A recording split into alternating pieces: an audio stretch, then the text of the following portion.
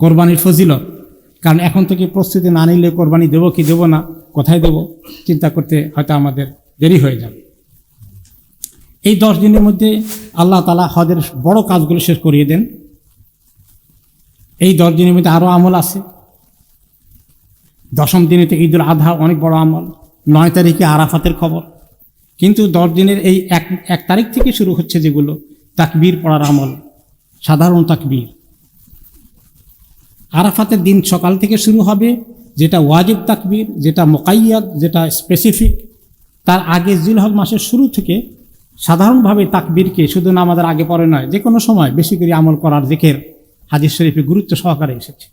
সাহাবী আবু হুরায়রা রাদিয়াল্লাহু আনহু, আব্দুল্লাহ ইবনে ওমর রাদিয়াল্লাহু আনহুমা বাজারে গিয়ে যেখানে মানুষের সমাগম, সেখানে গিয়ে একটু উঁচু স্বরে তাকবীর পড়তেন, যাতে সবাইকে মনে করিয়ে দেন, দেখো জিলহজ মাস এসেছে, খালি গাফলতে বাজার করলে হবে না, তোমরা তাকবীরের উচ্চারণ করো। এই জিকিরটা জিলহজ মাসের চন্দ্র উঠে গেলেই তখন থেকে শুরু হয়ে যায়। আল্লাহু আকবার, আল্লাহু আকবার, লা ইলাহা ইল্লাল্লাহ, আল্লাহু আকবার, আল্লাহু আকবার, ওয়ালিল্লাহিল হামদ। আর 9 তারিখে আরাফাতের দিন থেকে প্রত্যেক নামাজের পরেই পড়তে হয়, কিন্তু তার আগে 1 তারিখ থেকে যে শুরু হয় ওটা আমাদের অনেকেরই জানা নেই। সবাই ওই 9 তারিখ থেকেই গুরুত্ব দেয়। এটা ঠিক, 9 তারিখ থেকেই গুরুত্ব বেশি, কিন্তু 1 তারিখ থেকেই আমল করার কথা যে আছে এটা আমরা অনেকেই খেয়াল করি না।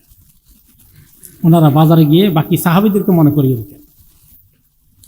এখন এই যে তাকবীরের কথাগুলো আসছে, এই তাকবীরটা আমরা এই যখন হাটে ঘাটে যাচ্ছি, মসজিদে আসছি, ঘরে যাচ্ছি, বাজারে আসছি, ঘরে যাচ্ছি, কাজে আসছি, ঘরে যাচ্ছি, হাঁটার সময় যত বেশি জিলহজ মাসের আগামী শুক্রবার 1 তারিখ হওয়ার সম্ভাবনা রয়েছে, তখন থেকে এই আমলটা আমরা নিজেদের ভিতরে ঢুকিয়ে নিব, ছেলে মেয়েকে শেখাবো, পরিবারের সদস্যদেরকে শেখাবো।